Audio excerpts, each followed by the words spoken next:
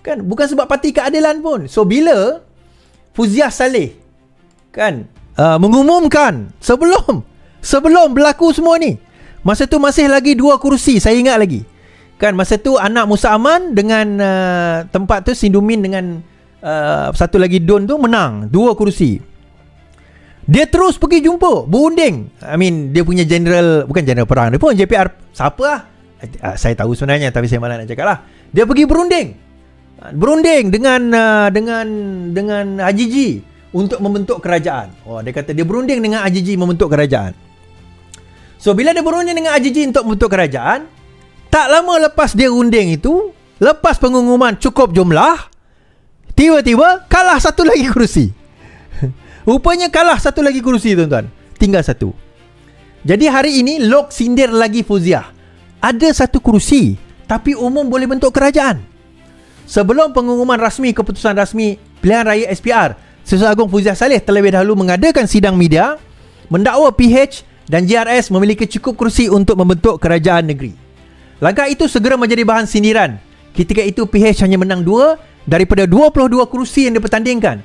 Jumlah itu kemudian menjadi 1 kursi saja. Itu pun dimenangi oleh calon payung terjun JRS setelah kiraan rasmi diumumkan. Dalam wawancara bersama saluran YouTube berbahasa Cina The Keywords, Setiausaha Agung DAP Anthony Lok yang partinya tewas di semua 8 kerusi, ditanya jika Fuziah ada memaklumkan kepadanya tentang sidang media tersebut. Lok berkata DAP langsung tidak dimaklumkan dan menyifatkan tindakan itu sebagai tindakan salah langkah. Kan? Tindakan salah langkah menurut Anthony Lok. Lok berkata DAP pengumuman seperti itu tidak wajar dibuat. Ia satu pengumuman yang mengundang sindiran. Pertama sekali, kamu hanya ada 1 kursi. Apa yang kamu nak cakap tentang membentuk kerajaan negeri? Tambahan pula, pembentukan kerajaan negeri sepatutnya dibuat oleh parti terbesar, iaitu JRS. Katanya sambil menambah bahawa pengurusi JRS sepatutnya menjadi pihak yang buat pengisytiharan. Kenapa pula PH yang buat? Saya mula-mula dia umumkan tu pun saya pelik, tuan-tuan. Dan kalau kita tengok dalam gambar ini, dalam gambar saya tunjuk dekat social media dalam YT dan juga YouTube PSP, memang tidak ada gambar Anthony Lok tau. Tidak ada gambar DAP dekat situ. Kita nampak Mat Sabu, Mustafa Sakmud. Ini saya pun tak kenal siapa ni. Ini pun saya tak kenal. Actually saya kenal saja. Saya tak kenal kan. Mustafa Sakmud, kemudian Amanah, Azhari, Amanah punya pimpinan lah. Mereka membuat pengumuman. DAP tak ada. Macam saya kata, DAP tak ada kat situ. Kan DAP sebab dia tidak dimaklumkan.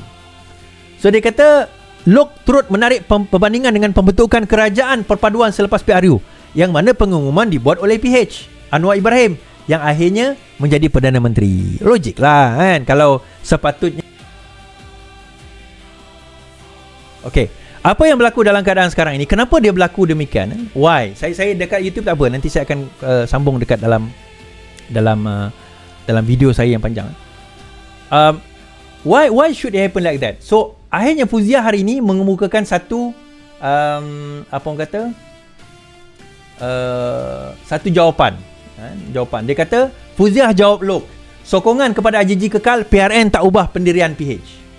Setiausaha Agung PKR Fuziah Saleh mempertahankan tindakannya mengumumkan bahawa Pakatan Harapan bersama sekutunya gabungan JRS memiliki jumlah cukup kursi untuk membentuk kerajaan negeri Sabah pada malam 29 November lalu. Ini susulan laporan bahawa Setiausaha Agung DAP Anthony Lok mengkritiknya kerana membuat pengumuman itu secara unilateral dan sebelum membuat keputusan rasmi pilihan raya diumumkan.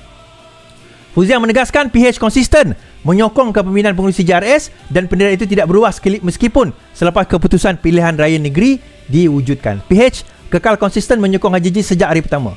Keputusan pilihan raya Sabah tidak mengubah pendirian PH menyokong kerajaan negeri selari dengan kerajaan banding di Persekutuan. Ya, kita faham. Tapi dia tak menjawab persoalan. Kenapa dia kena umum? Kenapa sebagai Setiausaha Agung dia kena umum perkara ini? Kenapa? Saya rekod don't worry nanti akan ada dekat YouTube. Kenapa dia sebagai Setiausaha Agung dia yang pula kena umum? Betul lah apa yang Anthony Lok kata tu, sepatutnya perkara ini diumumkan oleh Haji G. Okey, dia sebagai Setiausaha Agung dia duduk diam je lah. Dan kenapa Setiausaha Agung kalaupun nak umumkan sama ada general perang iaitu Nurul atau Saifuddin ataupun presiden iaitu Datuk Seri Anwar Ibrahim yang umumkan, bukan Setiausaha Agung. Dia macam tak kena pada prosedur tau. Tak kena pada prosedur. Dan bila dia bercakap, dia macam atas tujuan apa, nak tunjuk apa sebenarnya. Itu perkara yang menjadi persoalan dan perbincangan yang ada di kalangan di kalangan mereka, di kalangan pemati politik. Atas sebab apa? Kenapa?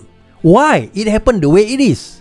Kenapa dia berlaku sebagaimana perkara ini? So DAP, adakah DAP akan mempertimbangkan kembali? Dia kata bahawa dakwaan demi dakwaan sebegini sebenarnya adalah satu tamparan kepada DAP yang dilihat sekarang ini. MCA tak nak dia, MIC tak nak dia, UMNO dah diugut. Kalau sekiranya DAP nak bersama dengan UMNO, maka MCA MIC akan keluar.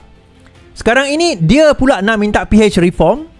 So ada kemungkinan sebenarnya ada kemungkinan sebenarnya tidak mustahil dalam keadaan yang ada dalam negara ini, DAP akan jalan bersendirian. So nasihat saya kepada DAP apa dia?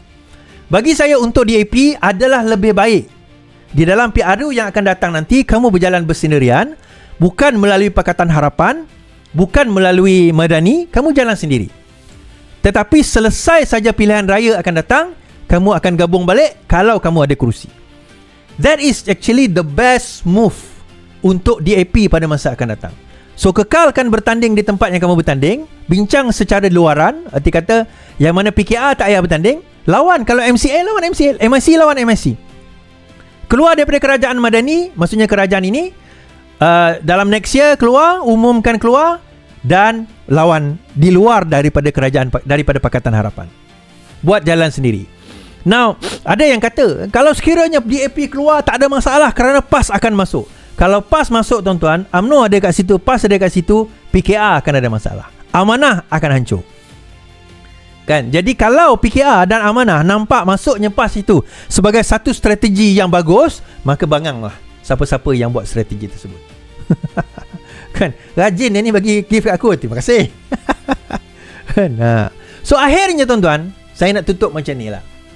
Saya nak kata bahawa dalam situasi yang ada sekarang ini, the best move untuk DAP adalah dia kena jalan solo. That is the best move. Kalau DAP nak nampak ada peluang cerah bahawa kalau katakanlah dalam kerajaan, saya percaya kerajaan akan datang tidak ada majoriti. Tidak ada parti yang akan dapat majoriti. So DAP akan memain peranan. Yang pertama, dia akan jadi sebagai parti yang parti yang penentu. Dia akan menjadi penentu. Okey, dia akan jadi penentu. Kepada apa? Kepada siapa yang akan jadi kerajaan. Kedua, sokongan kaum Cina dan juga bukan Melayu akan lebih percaya kepada DAP kalau dia keluar sekarang. Maksudnya sekarang tu erti kata dalam tempoh 6 bulan lagi. So dia dah bagi fair warning. Dia tahu fair warning itu sebenarnya itu kata-kata dia tahu benda tu mustahil untuk dicapai.